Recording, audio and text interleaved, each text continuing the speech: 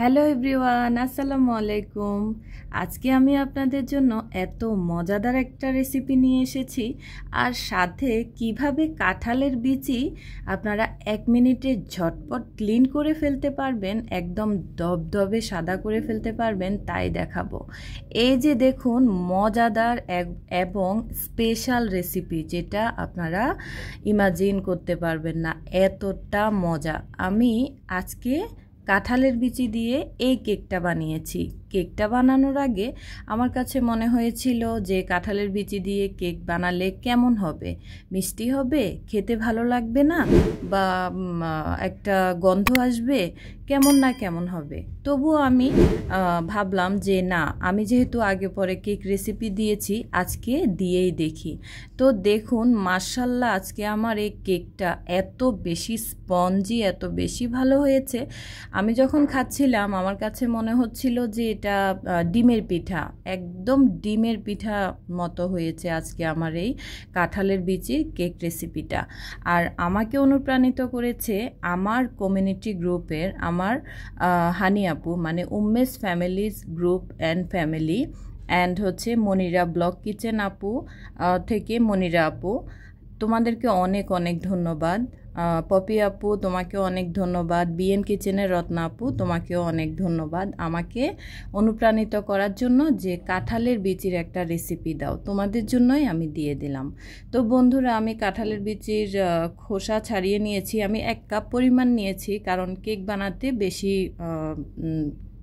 কাঁঠালের বিচির প্রয়োজন নেই। তো আমি চুলার মধ্যে পানি ফুটিয়ে নিয়েছি। পানি ফুটিয়ে নিয়ে দেন আমি কাঁঠালের বিচিগুলো দিয়ে দিলাম। কাঁঠালের বিচিগুলোকে আমি 5 থেকে 6 মিনিট আমি ফুটিয়ে নিব। বেশি ফুটানোর প্রয়োজন নেই, তাহলে শক্ত হয়ে যাবে আর বিচিগুলো একদম নরম হয়ে যাবে। আচ্ছা, তো 4-5 মিনিট পরে আপনারা এভাবে একটা বা দুটো কাঁঠালের বিচি নামিয়ে চেক করে নেবেন যে হাত দিয়ে যখন আপনারা এভাবে প্রেস করবেন বা উঠাবেন, উঠে আসছে কিনা। 4-5 মিনিট পরে যখন দেখবেন যে এভাবে উঠে আসছে, তাহলেই বুঝবেন যে কাঁঠালের বিচি হয়ে গেছে। আচ্ছা, তো আপনাদের হয়তো মনে আসতে পারে যে একটা একটা করে কাঁঠালের বিচির খোসাগুলো ছাড়াবেন নাকি। না, একদমই না, একদম ঝটপটে সবগুলো কিভাবে উঠাবেন তাই দেখাচ্ছি। এই যে দেখুন, কাঁঠালের বিচিগুলো আমি ঢেলে নিলাম। ঢেলে দেন আমি জাস্ট 1 মিনিট ওয়েট করব, কারণ অনেক বেশি গরম, সেজন্য আমি হাত দিচ্ছি না। তো আমি 1 মিনিট ওয়েট করে দেন আপনাদেরকে আবার দেখাচ্ছি কতটা সফট হয়ে গেছে কাঁঠালের বিচি, অ্যান্ড চামড়াগুলো উঠে যাচ্ছে।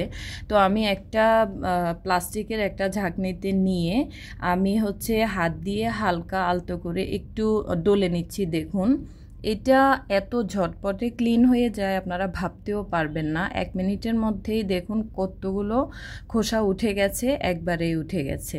তো আমি সবগুলোকে হালকা প্রেস করে আবার একটু ক্লিন করে নিচ্ছি।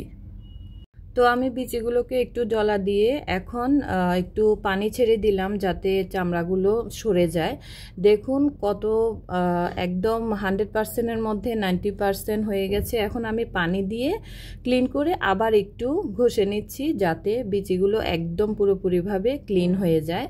তো দেখুন, আমার কাঁঠালের বিচিগুলো কিন্তু খোসা একদম সবগুলো খোসা উঠে গেছে।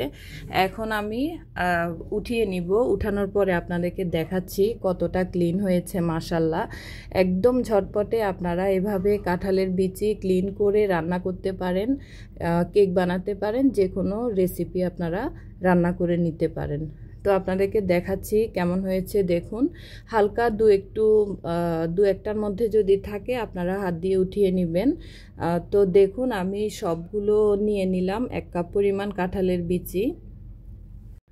বিচিগুলো নিয়ে এখন আমি এই কাঁঠালের বিচিগুলোকে ব্লেন্ড করে নিব, কারণ কেক বানানোর জন্য ব্লেন্ড করতে হবে, না হলে হবে না। তো আমি এখন কাঁঠালের বিচিগুলোকে ব্লেন্ড করার জন্য দিয়ে দিলাম। তারপর দিয়ে দিচ্ছি 1/2 কাপ পরিমাণ চিনি। তারপর দিয়ে দিব এখানে দুধের গুঁড়ো, 1/3 কাপ পরিমাণ দুধের গুঁড়ো দিয়ে দিচ্ছি। তারপর আমি এখানে সামান্য একটু পানি দিয়ে দিব। বেশি পানি দিতে যাবেন না, বেশি পানি দিলে কিন্তু একদম লিকুইড হয়ে যাবে, সেজন্য অল্প সামান্য একটু পানি দিবেন। পানি দিয়ে দেন ব্লেন্ডার করবেন। যদি বেশি পানি দেন তাহলে কিন্তু কেকের যে ব্যাটার ওই ব্যাটারের জন্য পারফেক্ট হবে না। এই যে দেখুন আমার কাঁঠালের বিচিগুলো ব্লেন্ড করার পরে কেমন হয়েছে আমি আপনাদেরকে দেখাচ্ছি। এই যে দেখুন ঠিক এমনটা হবে ব্লেন্ড করার পরে। তো ব্লেন্ড করা হয়ে গেছে, এখন আমি এগুলোকে নামিয়ে ফেলবো।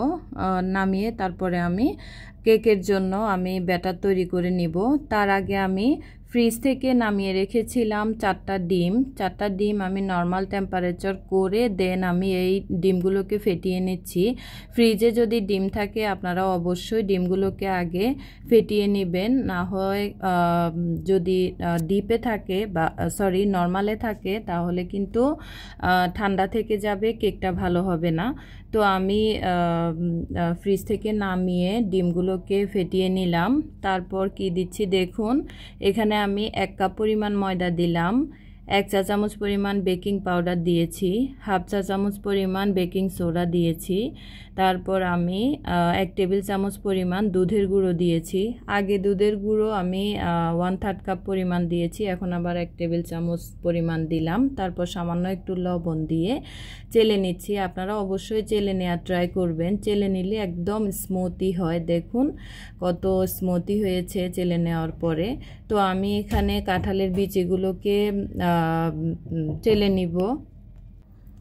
চেলে নিলে কাঁঠালের বিচির যে অবশিষ্ট কণাগুলো থাকে, ব্লেন্ড করার পরেও যদি অবশিষ্ট কণা থাকে সেই কণাগুলো চলে যাবে। সেজন্য আপনারা কাঁঠালের বিচিকেও ব্লেন্ড করার পরে একটু চালনি দিয়ে চেলে নেবেন, তাহলে খুব বেশি ভালো হবে। আর ময়দা, বেকিং সোডা, বেকিং পাউডার চেলে দেওয়ার কারণে একটা স্মুথি হয় কেক বানালে। তো আমি এগুলোকে এখন মিক্স করে নিচ্ছি। চেলে নেওয়া হয়ে গেছে, ভালোভাবে আমি মিক্স করে নিচ্ছি। মিক্স করার সময় আস্তে আস্তে প্রথমে মিক্স করবেন, তারপর যখন মসৃণ হবে তারপর ভালোভাবে মিক্স করবেন। তারপরে আমি ভিনেগার দিয়ে দিচ্ছি 1 চা চামচ পরিমাণ। এটা একটা স্পেশাল টিপস, শুধু এই কেক না, আপনারা যে কোনো ধরনের কেক বানান, যেভাবে কেক বানান, আপনারা যদি 1 চা চামচ পরিমাণ ভিনেগার দিয়ে দেন তাহলে ওই কেকটা যে এত স্পঞ্জি আর এত নাইস হয় আপনারা ভাবতেও পারবেন না। এই টিপসটা আপনারা মনে রাখবেন। তো আমি 1 চা চামচ পরিমাণ ভিনেগার দিয়ে আবার ভালোভাবে মিক্স করে নিচ্ছি। মিক্স করে নেওয়ার পরে কেকের ব্যাটারটা কেমন হয়েছে আপনারা একটু দেখুন প্লিজ। এই যে ঠিক এরকমটা হবে, একদম গাঢ় হবে না, আবার অনেক বেশি পাতলাও হবে না। তো আমি এখানে দিয়ে দিলাম 2 টেবিল চামচ পরিমাণ তেল। তেলটা আগে দেওয়ার দরকার ছিল, তো আমি ভুলে গেছি, সেজন্য সমস্যা নেই, পরে দিলেও হবে, জাস্ট ভালোভাবে মিক্স করলে হবে। অবশ্যই 2 টেবিল চামচ পরিমাণ তেল দিয়ে দিবেন। সয়াবিন তেল দিয়েছি 2 টেবিল চামচ পরিমাণ, তারপর ভালোভাবে মিক্স করে নিয়েছি। এই যে দেখুন একটা কেকের মোল্ড আমি তৈরি করে রেখেছি। কেকের মোল্ডের মধ্যে আমি অয়েল ব্রাশ করে তারপরে আমি যে নর্মাল পেপার আছে 2 পার্ট করে পেপারগুলো চারপাশে দিয়েছি। আপনারা অবশ্যই মোল্ড কেকের যে 4 ইঞ্চির মোল্ডগুলো আছে ওগুলোর মধ্যে তেল ব্রাশ করে তারপর কাগজ দিয়ে দিবেন, তাহলে আর প্রবলেম হবে না।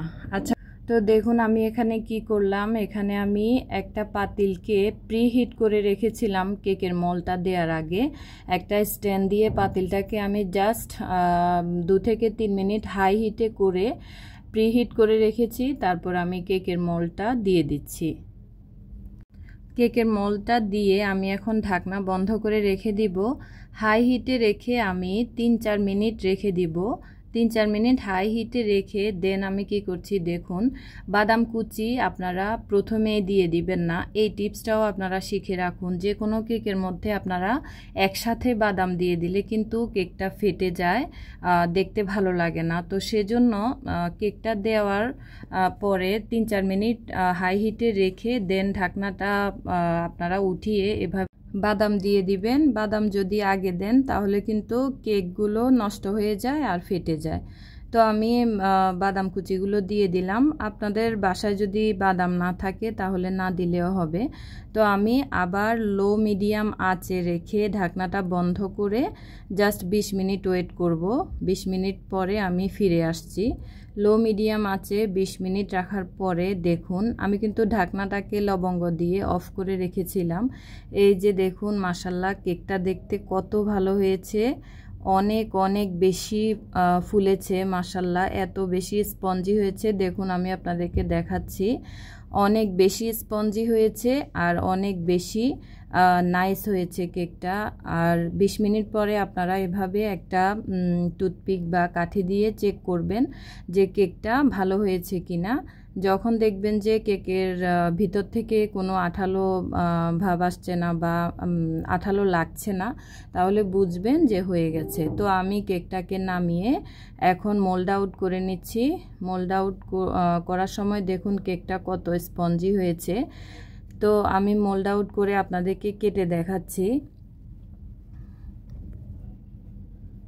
এই যে দেখুন, আমি কাগজগুলো সরানোর পরে দেখুন সাইডে একদম পারফেক্টভাবে কেকটা হয়েছে। তো আমি কেকটাকে এখন কেটে নিব। যখন কেটে নিচ্ছিলাম এত বেশি স্পঞ্জি হচ্ছে, মানে স্পঞ্জি হয়েছে, আমি কেকটাকে কাটতেই পারছিলাম না। তো আমি আস্তে আস্তে কেকটাকে কেটে নিচ্ছি। দেখুন কেকটা কত বেশি নাইস হয়েছে মাশাআল্লাহ। এই তো কেকটা আমি কেটে নিলাম। কেটে নেওয়ার পরে দেখুন মাশাআল্লাহ এত বেশি সফট হয়েছে কেকটা। আপনাদেরকে আমি দেখাচ্ছি হাতে নিয়ে, কেকটা এত বেশি ভালো হয়েছে, মনে হচ্ছিল যে ডিমের পিঠার মতোই স্পঞ্জি হয়েছে। খেতেও অনেক বেশি ভালো লাগছিল আর অনেক বেশি সফট হয়েছে। আপনারা যদি বাসায় এভাবে একবার ট্রাই করেন, একবার তৈরি করেন, তাহলে বুঝবেন কত বেশি মজা। তো আপনাদের কাছে একটাই রিকোয়েস্ট, আপনারা এই সুন্দর রেসিপিটা মিস করবেন না। কাঁঠালের বিচি দিয়ে এই আনকমন রেসিপিটা যদি আপনারা মিস করে যান, তাহলে কিন্তু আপনারা একটা দারুণ মজাদার রেসিপি আপনারা মিস করবেন। তো আপনাদের কাছে একটা রিকোয়েস্ট, আমার আজকের এই কাঁঠালের বিচির কেক রেসিপিটা আপনাদের কাছে যদি ভালো লেগে থাকে, আপনারা বাসায় ট্রাই করবেন। আর যদি ভালো লেগে থাকে আমার ভিডিওতে একটা লাইক, কমেন্ট এবং শেয়ার করে দিবেন। আর আপনারা অবশ্যই আমার পাশে থাকার ট্রাই করবেন। আল্লাহ হাফেজ, আসসালামু আলাইকুম।